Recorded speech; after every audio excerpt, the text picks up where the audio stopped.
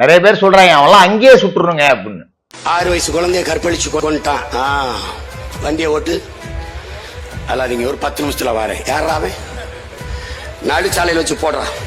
எத்தனையோ கூலிப்படையினர் என்கவுண்டர் செய்யப்பட்டிருக்காங்க. அதன் பிறகு கூலிப்படை கொலைகள் குறைதா என்ன?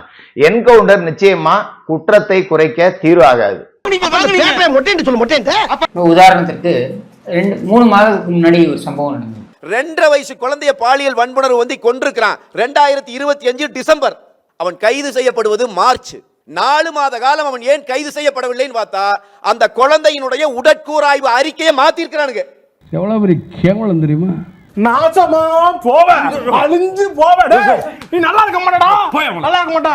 ஆளுங்கட்சியினுடைய துணை இல்லாமல், போலீஸினுடைய துணை இல்லாமல் இந்த குற்றவாளி கட்சி பொறுப்பாளராக இருந்தவர் 2.5 வயசு குழந்தைய பாலியல் வன்புணர்வு கொலை பண்ண அந்த நாய் எப்படி தப்பிக்க முடியும்? அப்ப குற்றவாளிகளுக்கு இவர்கள் துணை போகிறார்கள்.